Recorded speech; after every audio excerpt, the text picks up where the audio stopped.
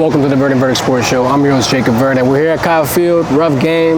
We kind of saw this coming in terms of their rushing ability being just a little too much. I mean, LSU kind of hit the perfect spot through the last couple of weeks. Arkansas game gave them a bit of momentum, but then you come into here, you're not necessarily anticipating a mobile quarterback. You're game planning for Weigman. The defense comes out, stops him in the first half, holds him to about 33 passing yards. Inevitably in the second half, they come out with Marcel Reed, and shout out to him because, they ran all over LSU. The defensive line was pretty porous. There was a lot of mistakes going on. If you talk about the offensive side of things, false starts, quarterback game really wasn't able to. It's not that he wasn't able to be consistent. It's just my thing with the offense and with LSU situation right now is, like Brian Kelly said, you can't put it all on Nussmeier. You can't have him have to make 100% of the plays. You can't have him not have a run game, not have any support around him. He threw for 400 yards. He had a really good performance. Obviously, the 3 interceptions, a couple passes he wished he'd had back.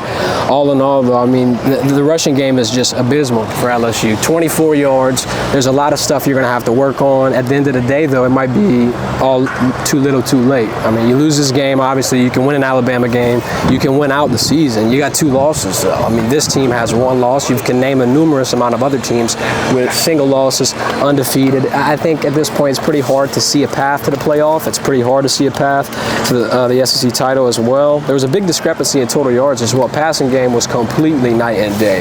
LSU's passing game way better than A&M's, but the running game killed them. The special teams killed them. Just a little bitty turnovers, the little bitty miscues, if you will. It was insane. 242 rushing yards for A&M. Once again, Marcel Reed, he really showed himself here. You had the crowd chanting his name. The stadium was rocking. And then they paid close attention to Garrett Nussmeier's comments, and they even brought him on the Jumbotron. And Lord, they made him, regret saying that, unfortunately. Let's look at the statistics here. Aaron Anderson, hell of a performance, 3 catches, 126 yards. Kyron Lacey, 5 catches, 106 yards. C.J. Daniels was out for the second half. He had a boot on. He's been dealing with an MCL sprain, a little MCL tenderness, but now you got an ankle injury potentially or a lower foot injury, so now that's going to kind of get a little worse. I'll be honest, Nussmeier looked banged up. He was limping around. We got a couple of videos that we could put up to show you.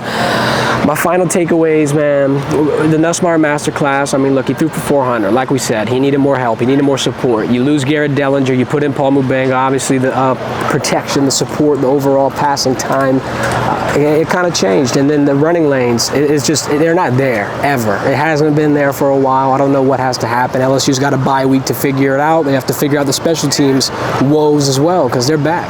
Just 2 years ago, LSU was having hell in a handbasket, whether it be punt fumbles, kickoff fumbles, whatever the case may be. You're in a sticky situation, though. I think you could turn the ship around. You got to hold your head high. You can't really pout. There's nothing you could change about it.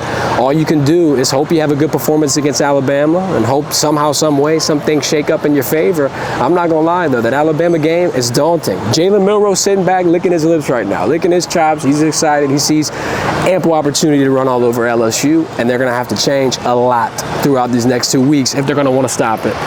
We'll be live Monday and Wednesday at 1 p.m., Friday at 3:30 as per usual. We got a bye week this week, no pregame coverage. We'll still do our top 3 game of the week segment. Drop any questions, any comments, any concerns in the chat. We'll get to them on Monday's episode. Be there at 1 o'clock. This has been the Verdict. Y'all have a good one.